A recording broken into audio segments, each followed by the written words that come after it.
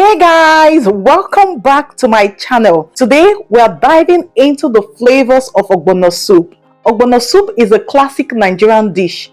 Keep on watching to see how it's made.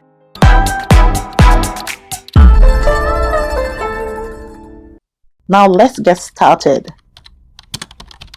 These are the ingredients we'll be using for this recipe. And I present to you Ogbono, the flavorful star ingredient of today's recipe. Ogbono soup is a draw soup that is prepared with ogbono seed, also called wild mango, African mango, bush mango, and dika. The edible mango-like fruits and seed can be eaten raw or roasted. They make a good snack. The seeds are grounded and used to thicken soups and stews, and it has this distinct aroma that is always appealing to me. My choice of meat for this recipe is goat meat. The meat is already boiling and almost tender. I seasoned with salt, pepper, and onion. Now back to our star ingredient. I poured some red palm oil into the ogbono, and with a spoon, I mixed the ogbono and the palm oil to get it dissolved. Traditionally, I'm supposed to put this plate into my meat pot and cover using the double boiler method to get the heat to help dissolve the ogbono into a fine paste. But I'll be using my microwave. I'll toast this into my microwave and set for 1 minute.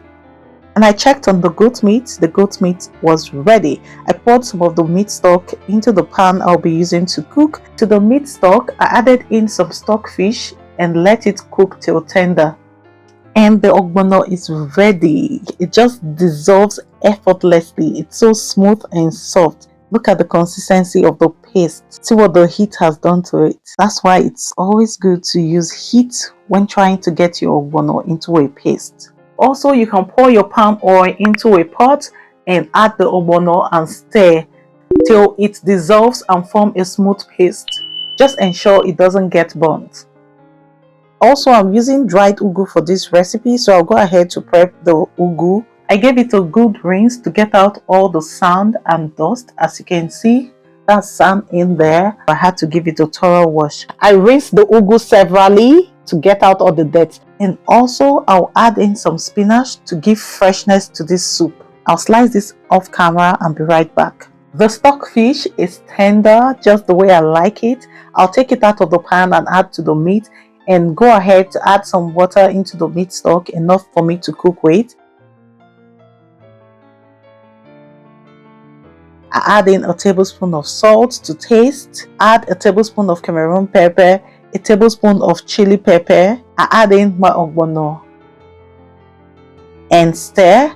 After adding in a tablespoon of the ogbono paste, I remembered I was yet to add my seasoning cubes. So I added in some seasoning cubes and proceeded with adding in the remaining ogbono paste. So I like to add in my seasoning cubes, pepper, salt before adding in the ogbono paste, so everything can mingle properly together.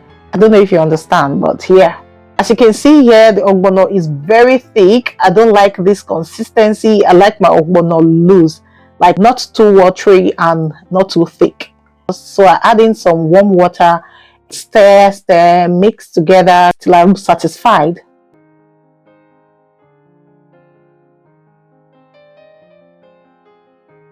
When I had stirred and gotten the consistency I wanted, I went ahead to add in the goat meat and the stockfish. And I stirred that in very well. If you've watched up to this point, I'm sure you are loving this video. Give this video a like and subscribe to my channel if you're yet to do so. And I added in the dried ugu leaf so that it can soften up a bit. And I stirred that in very well.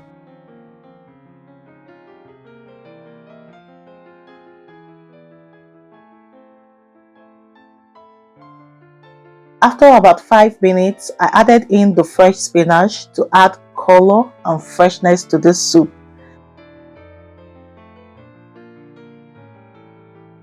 I mixed that in and let it simmer on medium heat for about 2 minutes.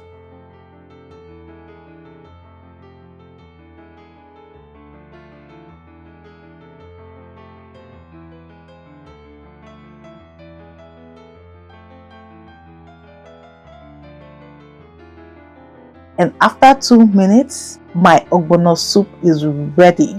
Look at this deliciousness. This meal was delicious and I enjoyed every bit of it. So give this video a like and subscribe to my channel if you're yet to do so, and I'll see you in my next one. Till then, keep winning and living your best life.